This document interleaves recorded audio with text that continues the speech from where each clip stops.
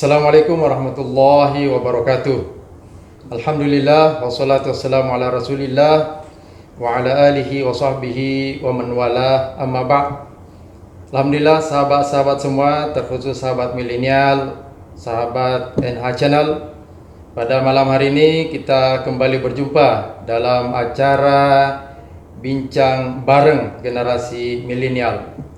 Dan pada kesempatan ini kita telah menghadirkan narasumber milenial, Saudara Rahmat Hidayat bin Akib Junaid.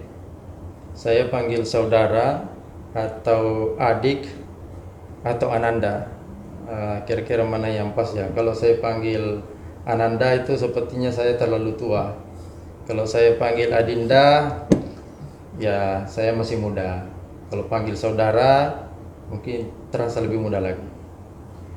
Baik, kali ini kita akan mengangkat satu tema yang menarik, yaitu bagaimana kiat menjadi orator muda yang handal.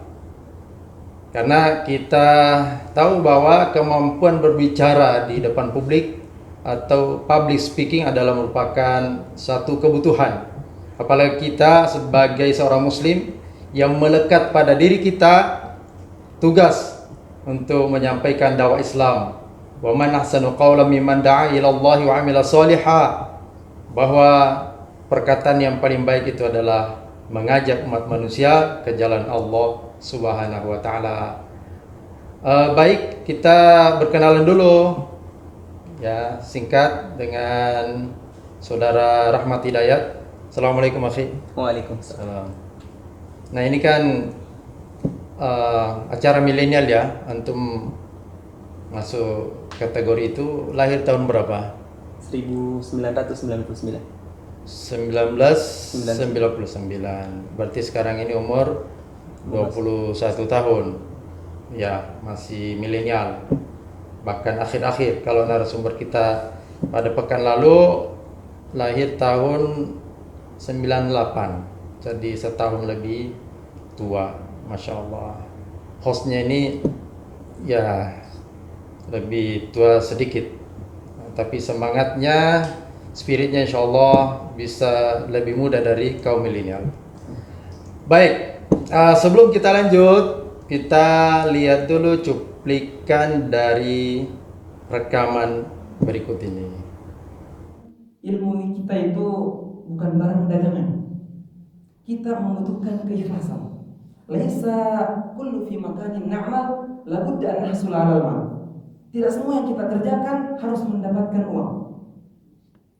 Kita bilang afwan, saya enggak kerja di sini karena gajinya sedikit. Ini bukan itu seperti ilmu kalaisa lil bai'. Ilmu kita itu bukan untuk dijual. Walaupun dibeli dengan berjuta-juta, itu semua tidak akan bisa membeli ilmu kita. Fala taj'al ilmaka lil bai'. Maka jangan jadikan ilmu kita sebagai barang dagangan, tapi jadikan apa yang mereka berikan dari gaji sebagai bantuan untuk kita berdakwah ke orang lain. Walaysa muqabil li ilmika, bukan sebagai imbalan atas ilmu kita. Karena kalau itu dianggap sebagai imbalan, maka ilmu kita sangat sedikit. Kalau cuma digaji 2 juta per bulan, atau 3 juta, atau 4 juta, atau 5 juta, atau puluhan juta, bahkan sampai miliaran, kalau itu semua dianggap imbalan atas ilmu kita, berarti ilmu kita sangatlah sedikit. Karena ilmu itu mawjud fi sadr, ada di dada. Tidak ada seorang pun mampu membelinya. Sebab kita akan mati dengan ilmu itu, dan tak seorang pun mampu mengeluarkan dan membelinya.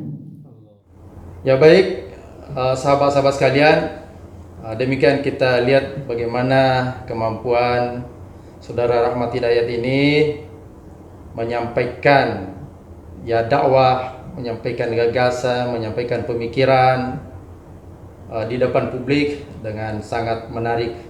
Dan inilah yang akan kita bincangkan pada kesempatan kali ini.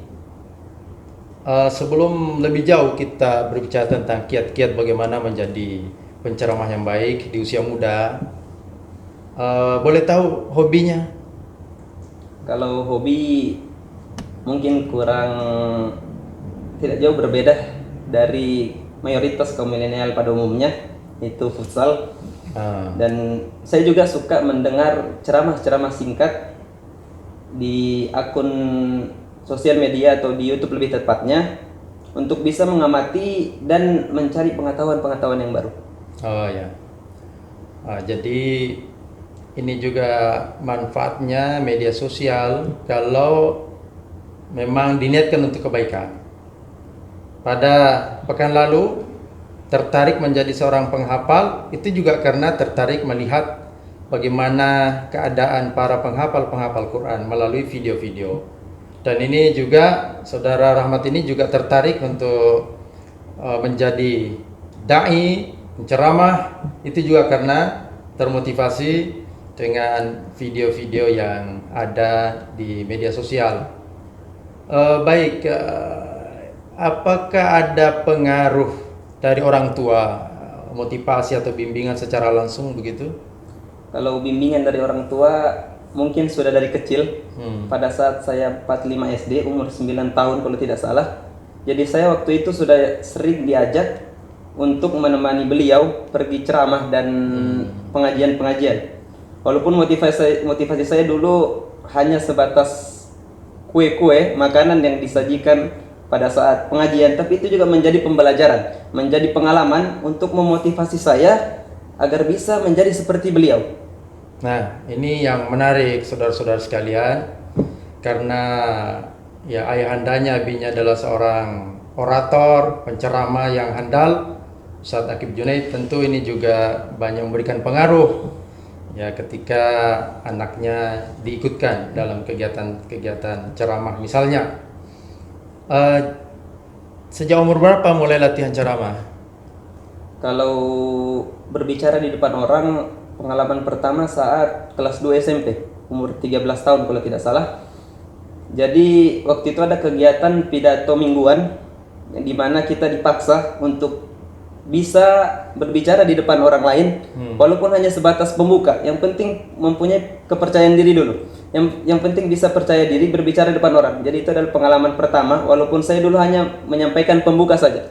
Ya, ini poinnya di sini adalah keberanian. Dan bahkan beberapa pekan terakhir ini saya sendiri langsung mendengarkan beberapa kali kultum dan khutbah.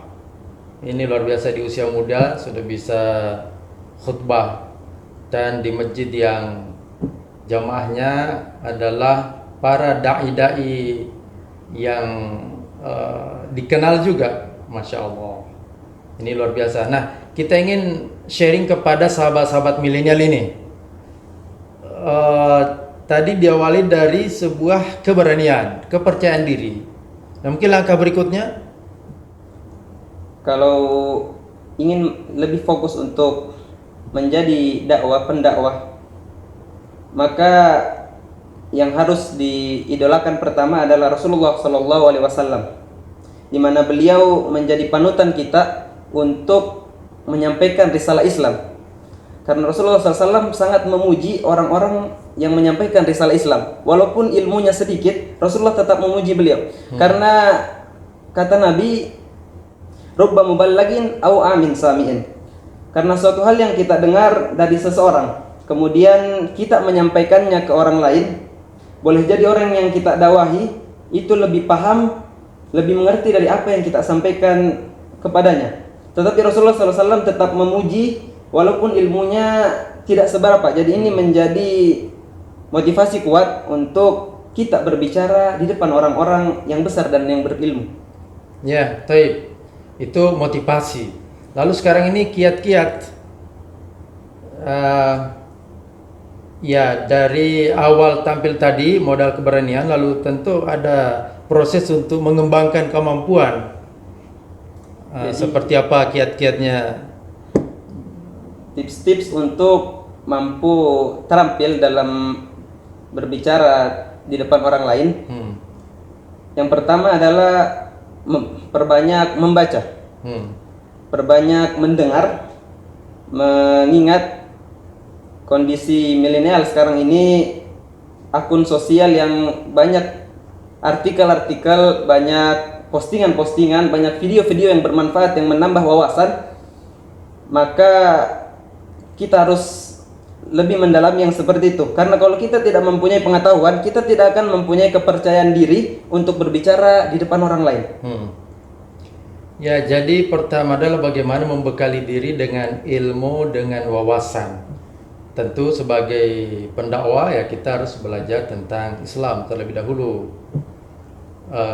Ada ungkapan mengatakan faqidu syai'i la yu'ti syai'an.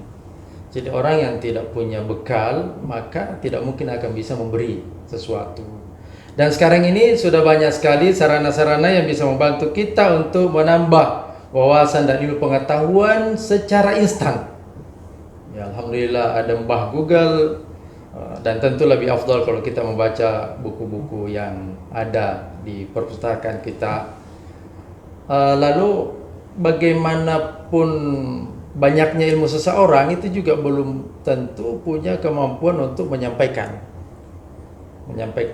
apa yang dia tahu, apa yang dia pahami. Banyak orang yang segudang ilmunya tetapi tidak punya kemampuan retorika, tidak punya kemampuan public speaking. Sebaliknya ada orang yang pengetahuannya tidak terlalu mendalam tetapi dia punya keterampilan untuk menyampaikan pengetahuannya itu kepada publik. Nah, itulah yang kita silakan dengan public speaking, retorika, ya, kemampuan berceramah gitu. Nah, Saudara Rahmat ini memang sehari-harinya banyak dijadwal ya, atau apakah juga ada waktu-waktu tertentu untuk melakukan latihan, ya, termasuklah ketika mengikuti pendidikan di pondok ya, SMP dan SMA. Jadi saya mulai naik mimbar itu pada saat 1 SMA, umur 15 tahun. Jadi waktu itu hanya sebatas membaca hadis dan arti Inggris dan Indonesianya. Jadi itu adalah pengalaman pertama saya naik mimbar. Tapi kalau pengalaman untuk kultum, untuk di atas mimbar, itu menariknya pertama saya kultum itu menggunakan bahasa Inggris. Karena guru saya yang mengajar bahasa Inggris memberi tugas praktek yang mana kita harus berpidato dengan bahasa Inggris di atas mimbar.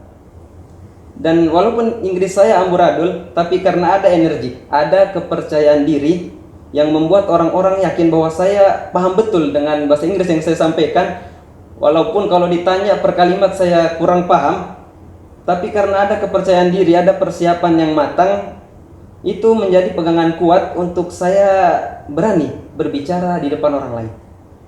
Ya, jadi ada kepercayaan diri, kemudian ada persiapan, ya, sehingga bisa lebih percaya diri lagi. Dan tentu diiringi dengan pembiasaan, dengan latihan. Nah, oleh karenanya sahabat-sahabat sekalian, berbicara di depan publik itu adalah sebuah keterampilan yang bisa dipelajari. Meskipun ada orang yang memang memiliki kemampuan berbicara secara alami yang lebih baik, tapi setiap orang punya peluang untuk belajar dan memiliki keterampilan untuk menyampaikan gagasan, pemikiran, ya, kebenaran, khususnya ajaran-ajaran Allah Subhanahu wa taala kepada publik dengan baik. Dan tentu saja bahwa kita bisa karena kita terbiasa. Terbiasa karena ada kemauan. Kemauan tadi itu kuncinya. Kita adalah apa yang kita lakukan berulang-ulang. Dan keunggulan itu bukanlah pada suatu perbuatan, tetapi lebih banyak karena dia dipengaruhi oleh kebiasaan kita. Kebiasaan kita itulah yang kemudian melahirkan sebuah keunggulan, keistimewaan. Nah, oleh karenanya mungkin Saudara Rahmat bisa memberikan pesan-pesan ya kepada ya ikhwah kita, kepada sahabat-sahabat gitu. Nah, bagaimana meningkatkan motivasi diri untuk bisa menjadi penceramah yang baik. Ya, tafadhol. Yang pertama, mengingat waktu-waktu kosong kita saat ini, jangan jadi kaum rebahan yang berlebihan. Sebab nanti kamu akan menyesal menjadi orang tua yang masih melakukan sesuatu yang seharusnya dilakukan saat muda. Maka perbanyaklah waktu ini untuk sesuatu yang bermanfaat. Perbanyaklah membaca, perbanyaklah mendengar, sebab itu akan menjadi suatu kepercayaan diri untuk kita bisa berbicara di depan orang lain. Dan kita juga senantiasa harus mengingat firman Allah Subhanahu wa taala, "Wa man ahsanu qawlan mimman da'a ila Allah." Tidak ada yang lebih baik kecuali mimman da'a ila Allah, siapa saja yang menyeru ke jalan Allah Subhanahu wa taala. Dan Rasulullah SAW juga bersabda, "Naddarallahu imra'an sami'a maqalati faballaghaha." Allah akan mencerahkan wajah seseorang yang menyampaikan perkataan, yang mendengarkan perkataanku lalu ia menyampaikannya. Ya, baik. Terima kasih, akhi. Selain itu tentunya juga kita diajarkan oleh Allah Subhanahu wa taala untuk selalu berdoa, meminta petunjuk, dan doanya diajarkan oleh Allah Subhanahu wa taala melalui lisan Nabiullah Musa alaihissalam. Qala rabbi shrah li sadri, ya Allah lapangkanlah dadaku, wa yassir li amri, dan mudahkanlah segala urusanku, wahlul 'uqdatam min lisani, dan bukalah kekakuan dari lisanku, yafqahu qawli, agar mereka memahami ucapan-ucapanku. Nah, ini menunjukkan bahwa memang ada keterlibatan Allah Subhanahu wa taala untuk memahamkan orang lain terhadap ucapan-ucapan kita. Dan juga ya dalam banyak ayat, dalam banyak hadis juga kita diingatkan sebagai seorang dai agar ucapan kita mudah dipahami, diterima, masuk ke dalam hati. Maka tentu itu memang juga harus keluar dari hati yang suci, hati yang ikhlas. Lalu kemudian bagaimana mengupayakan agar apa yang kita sampaikan itu sejalan, sesuai dengan apa yang kita lakukan sehari-hari. Sahabat-sahabat sekalian, mari kita motivasi diri kita, berusaha untuk menjadi yang terbaik, dan tentu usaha itu akan lebih maksimal ketika kita lakukan di usia muda, memperbanyak latihan, dan dari sanalah lalu kemudian Allah akan memberikan jalan yang terbaik untuk masa depan kita. Alladzina jahadu fina lanahdiyannahum subulana. Dan jangan lupa ikut kembali bersama kami pada pekan yang akan datang dalam acara bincang bareng dengan generasi milenial. Terima kasih. Aku qouli hadza wa astaghfirullah. Assalamualaikum warahmatullahi wabarakatuh. Wah.